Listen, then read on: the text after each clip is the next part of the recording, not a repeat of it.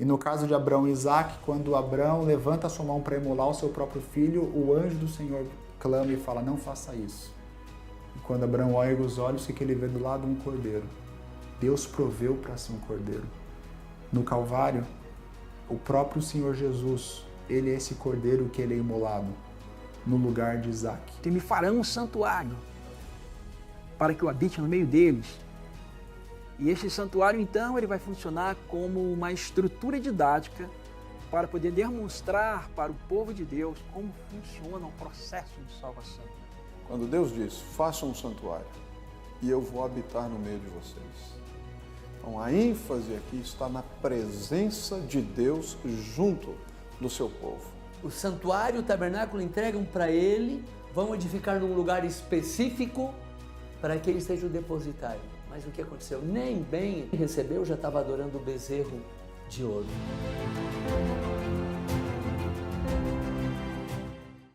Então, Jesus se tornou para nós justificação, santificação, redenção. São os 3 passos que passa o caminho de Deus. Deus, ele planeja algo na eternidade passada, ele executa o seu plano de salvação, fazendo símbolos de sacrifícios que apontavam para ele vir. Ele vem sendo a realização de todos esses símbolos de sacrifício do santuário.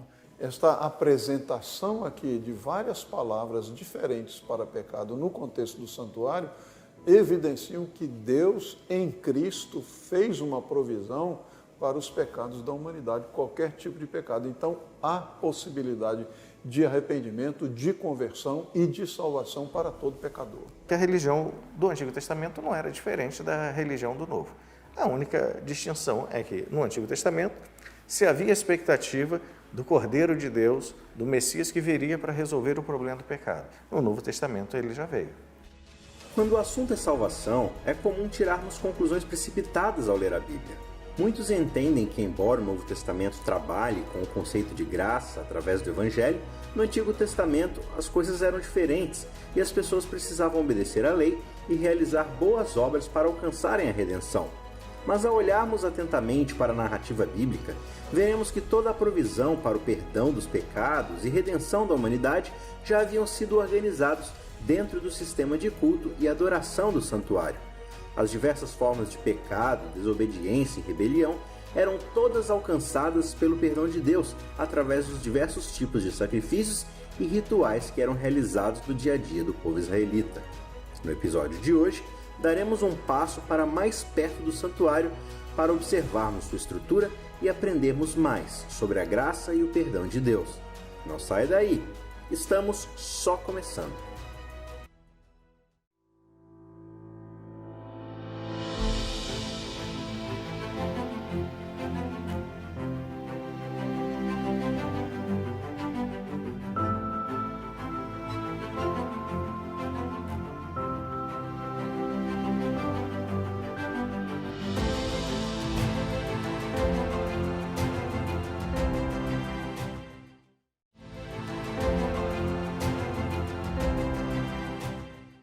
Agora nós vimos que nenhum dos outros filhos pôde solucionar, ou seja, pôde dar um exemplo diante do universo que a aliança de Deus se pode cumprir, e agora vai entrar em vigência o 4º filho, que é o Senhor Jesus. Primeiro, Lúcifer; segundo, Adão; terceiro, Israel, e agora entra em voga Jesus. O tema ali de Isaías é muito mais amplo, mas nosso tema agora não é Isaías. Nós podíamos ver ali o filho no capítulo 7, no capítulo 9, um filho nos nasceu, uma criança nos deu, etc. ali, que é um verso que nós utilizamos quando falamos sobre a divindade do Senhor Jesus. Mas agora vamos ir a Salmo 68, que nós utilizamos lá no primeiro tema, no Salmo 68, verso 24. 68, 24. Viram os teus caminhos, ó Deus, os caminhos de meu Deus, do meu Rei, no santuário. Agora vem a grande pergunta: o caminho de Deus eu posso só conhecer, a luta entre o bem e o mal, que é onde Deus vem transitando para nos salvar, e ela está no santuário. Como é que eu posso entender esse caminho? Quando eu falo do caminho de Deus, o Novo Testamento nos deixa muito claro quem é o caminho. São João 14,6. Não precisamos ler porque todos conhecemos esse verso. Eu sou o caminho. Agora, esse caminho, segundo 1 Coríntios, capítulo 1, 30, ele vai passar por 3 passos. 1 Coríntios 1:30. 1:30. Telespectador que queira acompanhar-nos. 1:30. Diz assim: mas por ele estáis vós em Cristo Jesus, o qual foi feito de Deus sabedoria, para nós justificação, santificação, redenção. Então o caminho, se a gente quer conhecer o caminho de Deus, está onde? No santuário. Quem é o caminho de Deus? É Jesus. Então Jesus se tornou para nós justificação, santificação, redenção. São os 3 passos que passa o caminho de Deus. O caminho de Deus está no santuário, o caminho de Deus é Jesus e ele passa por esses 3 passos. Eu faço uma coisa, derramo um sangue, agora você faz uma coisa por mim. Se eu te dou, eu faço e você me dá. Essa barganha do eu faço e você me dá não é com Deus. O pessoal não levava o sacrifício para aplacar a vida de Deus. O sacrifício é um tipo do que Deus ia fazer, do que Deus fez por nós, porque isso era desde a fundação do mundo. Então, com Deus não tem barganha. Deus começa com a iniciativa.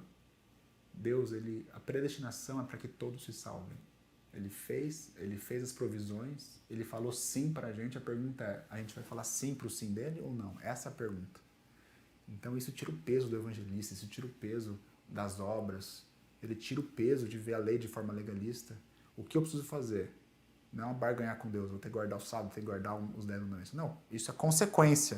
O que eu tenho que fazer agora? Eu tenho que ver a iniciativa dele. Ver que ele fez todas as provisões, não na hora do acidente, mas Efésios 1:4. Antes da fundação do mundo, isso é tremendo. Todas as providências foram feitas e agora na execução do plano, ele vem ele mesmo. A encarnação, novamente, quando abre em Mateus capítulo 1, você vai falar a genealogia de Jesus Cristo, começa a falar a genealogia. O que significa isso? Significa justamente aquela semente que ia ter inimizade com a serpente, ela iria vir. E agora ela veio na plenitude dos tempos para pisar na cabeça dessa serpente. E quando pisa na cabeça da serpente, com o brado está consumado, o plano de salvação está ganho. A vitória está ganha. E agora essa vitória com seu sangue derramado na cruz, existem um momento de descanso naquele domingo de manhã, quando o brado do Senhor ressuscita o Senhor Jesus, ele vai aos céus, ser entronizado, fazer com que o seu sacrifício seja aceito pelo Pai. E agora, com o seu sacrifício aceito pelo Pai, ele começa esse processo de intercessão para finalizar o plano de salvação. Então veja, Deus ele planeja algo na eternidade passada, ele executa o seu plano de salvação, fazendo símbolos de sacrifícios que apontavam para ele vir. Ele vem, sendo a realização de todos esses símbolos de sacrifício do santuário, dos animais mortos, sacrificados, etc. Ele é esse cordeiro perfeito. Eis o cordeiro de Deus que tira o pecado do mundo, João capítulo 1, verso 20. E agora esse sacrifício ele é feito de forma plena, completa, ele é puro, ele é exatamente esse cordeiro puro, sem defeitos, nenhum osso dele é quebrado. Eles quebram as pernas, os 2 ladrões na cruz não quebram a perna de Jesus. Ele é esse tipo perfeito. E quando esse sacrifício é feito, ele vai aos céus em sua ascensão. Final dos evangelhos, começo de Atos. E nos céus ele é entronizado. O seu sacrifício é aceito. Ele se assenta ao lado do Pai. Apocalipse capítulo 4, capítulo 5, descrevem essa cena maravilhosa. Lembra de Salmo 110, verso 1? Diz, o Senhor disse ao meu Senhor, assenta-te à minha direita. Então, Apocalipse capítulo 4, verso 5, capítulos 4 e 5, mostram justamente essa cena onde Deus se assenta ao lado do Senhor. O seu sacrifício é aceito. E agora o plano de salvação, ele ganha esse volume no sentido de que Deus ele materializou a provisão de salvação para toda a raça humana. A realidade do santuário e seus sacrifícios apontava para o desejo de Deus em lidar com o pecado sem precisar dar um fim ao pecador arrependido. Embora a lei e a santidade estivessem intrinsecamente ligadas à realidade do povo hebreu, não havia sequer uma noção de que eles alcançariam isso dentro de sua condição humana. É por isso que a provisão de cordeiros para serem sacrificados em lugar do pecador demonstravam a graça de Deus de lidar com o pecado em seu Filho. Quando nós olhamos para o Antigo Testamento, nós não vemos ali uma expectativa de perfeição, de impecabilidade, de viver sem pecado para poder ser salvo. É claro que Deus espera que o povo seja santo como Ele é santo, mas havia provisão para o pecado. E a provisão para o pecado era o sacrifício do Cordeiro que apontava para Cristo. O perdão dos pecados em Israel era feito da mesma maneira que no Novo Testamento. Vamos dar uma olhada em Levítico 4, nós vamos ver diferentes grupos de pessoas que buscam o perdão de Deus e pecam, buscam o perdão de Deus e o perdão é alcançado da mesma maneira. Vamos dar uma olhada lá rapidamente em Levítico 4. Levítico 4, verso 3. Se o sacerdote ungido pecar para escândalo do povo, oferecerá pelo seu pecado um novilho sem defeito ao Senhor como oferta pelo pecado. É interessante que até o sacerdote era passivo de pecado e ele não teria que fazer obras meritórias para resolver o problema. O que ele tinha que fazer era oferecer um sacrifício. Agora vamos para os versos 13 e 14 ainda aqui do capítulo 4. Mas se toda a congregação de Israel pecar por ignorância, e isso for oculto aos olhos da coletividade, e se fizerem contra algum dos mandamentos do Senhor aquilo que não deve fazer e forem culpados, e o pecado que cometerem for notório, então a coletividade trará um novilho como oferta pelo pecado e o apresentará diante da tenda da congregação. Então, se toda a congregação pecasse, tinha um sacrifício disponível. E se o príncipe pecasse? Verso 22. Quando um príncipe pecar e por ignorância fizer alguma dessas coisas que o Senhor seu Deus ordenou, se não fizesse, e se tornar culpado, ou se o pecado em que ele caiu lhe for notificado, trará por sua oferta um bode sem defeito. E aí no verso 27, se qualquer pessoa do povo da terra pecar por ignorância, por fazer alguma das coisas que o Senhor ordenou, se não fizesse, e se tornar culpada, ou se o seu pecado em que ele caiu lhe for notificado, trará por sua oferta uma cabra sem defeito pelo pecado que cometeu. Então, o que nós podemos observar aqui é, se o sacerdote pecar, se o príncipe, se toda a congregação, se qualquer pessoa, a solução era a mesma. A solução era o sacrifício que apontava para Cristo. A remissão dos pecados, o perdão dos pecados, não se dava por méritos, não se dava por obras, não se dava por cumprir a lei, dava-se sempre pelo sacrifício do Cordeiro. E é interessante que no santuário já havia o sacrifício da manhã e da tarde. Ou seja, havia provisão para perdão dos pecados. Por que havia essa provisão para perdão dos pecados? Porque Deus sabia que o povo ia buscá-lo, ia procurar ser santo como ele era, mas ainda estaria cometendo pecados e erros. Então, quando a gente olha a religião do Antigo Testamento como uma religião legalista, nós estamos olhando de maneira equivocada, porque era uma religião que entendia que as pessoas às vezes caíam, não era a favor do pecado de qualquer jeito, o pecado de mão levantada, o pecado de rebelião, mas as pessoas são falíveis e podem errar. Para aqueles que errassem, havia provisão. A provisão era o sacrifício que apontava para Jesus. O livro de Levítico é o centro do Pentateuco. Logo nos primeiros capítulos, nós encontramos as instruções dadas por Deus a Moisés para as ofertas sacrificais. Se formos ao capítulo 1, nós iremos ver aí o rito prescrito para os holocaustos, as ofertas queimadas. No capítulo 2, nós temos as ofertas de manjares. No capítulo 3, os sacrifícios pacíficos. No capítulo 4, a oferta pelo pecado. E no capítulo 5, a oferta pela culpa. Os holocaustos representavam a consagração. As ofertas de manjares representavam o reconhecimento da parte do adorador de que Deus é o mantenedor de nossas vidas. As ofertas pacíficas representavam consagração, ação de graças. E as ofertas pelo pecado e pela culpa representavam primariamente expiação. Embora o elemento expiatório estivesse presente em todas as ofertas, eles estavam mais presentes nessas duas últimas categorias de oferta, a oferta pelo pecado e a oferta pela culpa. Para os propósitos da teologia adventista, para a compreensão da doutrina adventista da expiação, nós iremos nos focar agora nessa última categoria de ofertas, que é a oferta pelo pecado e a oferta pela culpa. Como era feito o ritual da oferta pelo pecado? Nós iremos encontrar a descrição dos ritos da oferta pelo pecado em Levítico capítulo 4. Levítico capítulo 4, verso 3. Se o sacerdote ungido pecar para escândalo do povo, oferecerá pelo seu pecado um novilho sem defeito ao Senhor como oferta pelo pecado. Trará o novilho à porta da tenda da congregação perante o Senhor, porá a mão sobre a cabeça do novilho e o imolará perante o Senhor.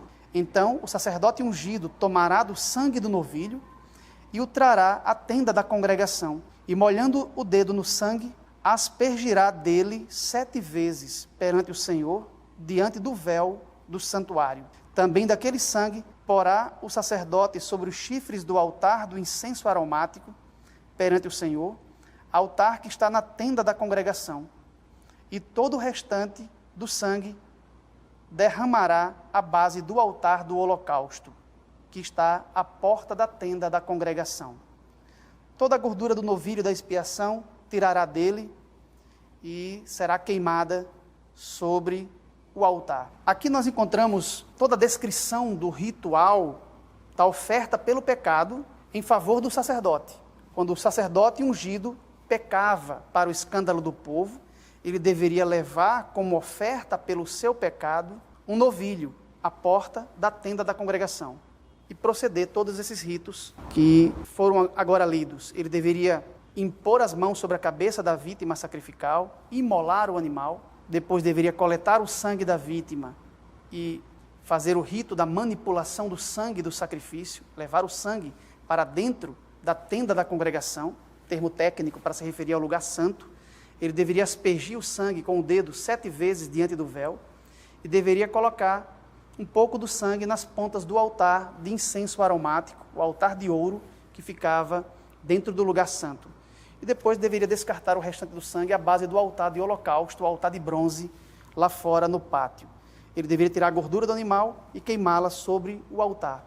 E todo o restante do corpo do animal deveria ser queimado lá fora, fora do pátio, no lugar limpo onde se lançavam as cinzas. Esses são os procedimentos para a oferta pelo pecado do sacerdote e também para toda a congregação, caso houvesse um pecado coletivo, caso toda a comunidade pecasse por ignorância, o ritual seria praticamente o mesmo. No caso de um príncipe, o líder político do povo, ou uma pessoa, um indivíduo comum do povo, pecasse, ele deveria levar ao santuário uma oferta pelo seu pecado. Mas nesse caso o rito era diferente. Nós temos aí a descrição do ritual a partir do verso 27. Se qualquer pessoa do povo, da terra, pecar por ignorância, por fazer alguma das coisas que o Senhor ordenou se não fizesse, e se tornar culpada, ou se o pecado em que ela caiu lhe for notificado, trará por sua oferta uma cabra sem defeito pelo pecado que cometeu. Veja que já muda aqui o animal que seria a vítima sacrificial, né? E porá a mão sobre a cabeça da oferta pelo pecado e a imolará no lugar do holocausto. Então o sacerdote com o dedo tomará do sangue da oferta e o porá sobre os chifres do altar do holocausto, e todo o restante do sangue derramará à base do altar. Tirará toda a gordura, como se tira a gordura do sacrifício pacífico. O sacerdote a queimará sobre o altar, como aroma agradável ao Senhor, e o sacerdote fará expiação pela pessoa e lhe será perdoado. Perceba que aqui nós encontramos algumas distinções dentro do rito. Quando o sacerdote ou toda a congregação pecava, eles deveriam levar ao santuário um novilho, haveria o rito de imposição de mãos, logo em seguida a vítima sacrificial seria imolada, o abate ou o sacrifício propriamente dito da vítima sacrificial, depois o sangue deveria ser ministrado, o rito de manipulação do sangue sacrificial. O sangue seria levado para dentro do santuário e aspergido diante do véu, aquela cortina que separa o lugar santo do Santíssimo, deveria ser colocado também sobre as pontas do altar de incenso aromático e derramado o restante lá fora, no altar de bronze, no altar de holocausto, no pátio. E o animal seria queimado fora do arraial. A gordura queimada sobre o altar e o animal queimado fora do arraial. No caso do pecado do indivíduo ou do príncipe, nós temos uma pequena mudança no ritual. Haveria o rito de imposição de mãos, sobre uma cabra, a imolação, o sacrifício propriamente dito, mas o sangue não seria levado para dentro do santuário, neste caso específico. O sacerdote deveria comer a carne do sacrifício, o ritual de comer a carne sacrificial, para levar a iniquidade do povo, vicariamente. E a gordura era queimada sobre o altar. Então nós percebemos uma certa distinção aqui. Embora os livros do Pentateuco possam ser pesados para uma leitura devocional da Bíblia, uma observação atenta de suas páginas nos levará à reflexão de que Deus estava apontando um caminho de graça e perdão para seus filhos, independente do pecado cometido. O cuidado desse Deus em abranger a totalidade da vida e rotina do povo em volta do santuário demonstrava essa necessidade de que eles entendessem o quanto precisavam da provisão divina em seu favor. Então, no livro de Êxodo nós encontramos a ordem de Deus para que o santuário seja construído, para que Deus habite no meio do seu povo. No livro de Levítico nós encontramos as orientações de Deus para a operacionalização do santuário, o que deveria acontecer ali. Então nós encontramos, por assim dizer, as leis do santuário no livro de Levítico. O que deveria acontecer o que deveria ser realizado, na verdade, no santuário para resolver o problema do pecado. Então Deus dá todas as orientações. Quando alguém fizer isso, então tem que oferecer isso. Quando alguém fizer aquilo, então tem que oferecer. Então é uma especificidade, é muito detalhado aquilo que tem que acontecer. E nós temos 3 palavras para pecado que são básicas aqui em Levítico. A primeira delas é het, que faz referência ao pecado de uma maneira geral, é o pecado como errar o alvo. Você tem uma outra palavra que seria avon, que é iniquidade, traduzido em português como iniquidade. E tem uma palavra que é a palavra mais forte para pecado que nós encontramos no Antigo Testamento, que é pechá, que é traduzido como transgressão. É o pecado de rebelião contra Deus. É o indivíduo que se rebela contra o Senhor. E por que é importante saber que no santuário há provisão para esses tipos de pecado? Porque não há nada que você faça que não possa ser perdoado por Deus. Então Deus tem uma solução para o problema do pecado. Mas existe uma situação que aparentemente não tinha provisão no sistema legal do santuário para resolver. É quando alguém oferecia o filho a Moloque. A pessoa, não há uma prescrição legal, não há uma oferta específica para resolver esse tipo de problema. A pessoa que oferecesse o filho, que sacrificasse o próprio filho a Moloque, deveria ser morta. E aqui está uma situação interessante. Porque Manassés, o rei Manassés, ele sacrificou o filho a Moloque. E ele não foi morto.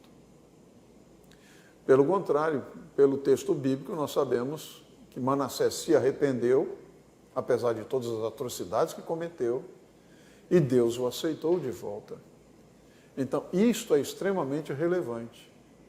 Esta apresentação aqui de várias palavras diferentes para pecado no contexto do santuário evidenciam que Deus, em Cristo, fez uma provisão para os pecados da humanidade, qualquer tipo de pecado. Então, há possibilidade de arrependimento, de conversão e de salvação para todo pecador. Ninguém está fora do alcance da provisão salvífica de Deus através de Jesus Cristo. A religião judaica, ela não tinha expectativa de que nem o sacerdote conseguisse viver sem pecado, perfeito. Essa impecabilidade não era a condição para ser salvo.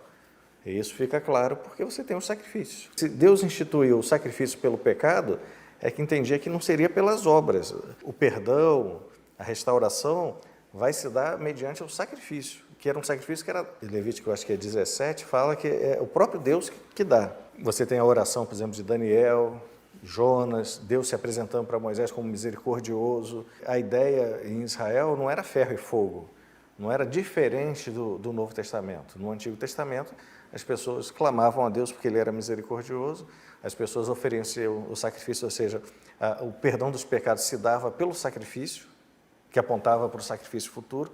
não por obras meritórias, não por nada disso. Né? Pelo menos as bases do que Paulo vai apresentar em Romanos, em Gálatas, já estavam presentes lá e o dia a dia do judeu, do verdadeiro religioso, ou que seguia as orientações da Torá, era de justificação pela fé, não era pelas obras. Você primeiro vem a graça, depois você tem a lei. E é Deus que vai estar trabalhando para você poder cumprir a lei. E essa presença do sangue aspergida no chifre, que chifre tem uma ideia de poder, então o poder estava no sangue do sacrifício do cordeiro. Assim, não dá para você pensar que o levar o sacrifício era uma obra. O se dava era no sacrifício, o cordeiro que fica no seu lugar. Então, assim, eu vejo isso como uma justificação pela fé na religião judaica. Você não tem as pessoas tendo que pagar alguma coisa, fazer alguma coisa para ser salvo. E mesmo aquela ideia de faça isso e viverás aparece lá em Romanos depois. Né? A santificação, todo esse processo de ser escravo de Deus. Em Romanos 6, Deus tira o povo de Israel do Egito para ser escravo dele. A tradução lá está como servo, e em Romanos também está como servo, mas a saída do Egito para se tornar servo de Deus é a saída do pecado para se tornar servo de Deus. Você não tem, assim, diferença. A única diferença é que havia uma expectativa de um lado e uma realização do outro. Mas o processo era sempre o mesmo. Quando você vê as orações mesmo lá de Daniel e tal, não confio nos nossos méritos, mas na sua graça, na sua misericórdia. Você não vê ali uma oração tipo, eu fiz isso, eu fiz aquilo. Para nós é o corar de vergonha no rosto, mas confiamos nas suas misericórdias. Quer dizer, não é uma bênção por mérito, né? O João, no Novo Testamento, lá em 1 João 2, verso 1, ele diz o seguinte: filhinhos meus, essas coisas vos escrevo para que não pequeis. Se todavia alguém pecar, temos advogado junto ao Pai, Jesus Cristo, o justo. Ele é a propiciação pelos nossos pecados, e não somente pelos nossos próprios, mas ainda pelos do mundo inteiro. Olha, o que João está dizendo aqui é praticamente a mesma coisa da religião de Israel. Não devemos pecar, mas se pecarmos, temos Jesus para resolver o nosso problema. Ele como nosso advogado, como a nossa propiciação, não somente nós, mas de todos. Assim como o sacrifício era para o sacerdote, para o príncipe, para alguém da população, para toda a congregação, aqui se repete isso. Então, o que nós podemos observar é que a religião do Antigo Testamento não era diferente da religião do Novo. A única distinção é que, no Antigo Testamento, se havia expectativa do Cordeiro de Deus, do Messias que viria para resolver o problema do pecado. No Novo Testamento, ele já veio.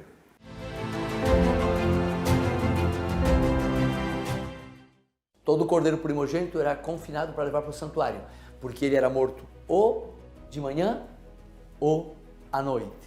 Quem dava esse cordeiro, então, não era nenhum ser humano, era quem? Deus, como Deus deu o cordeiro lá no Calvário. Embora nossos pecados tenham sido colocados sobre Cristo na cruz, esses pecados não eram dele em si.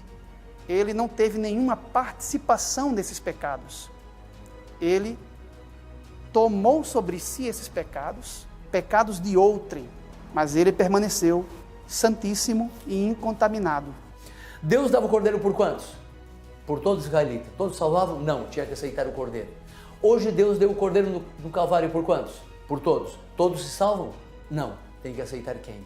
O cordeiro. Na cruz, Cristo foi ferido por Deus, mas não por seus próprios pecados, mas pelos pecados de nós todos, por nossas iniquidades que foram postas sobre ele.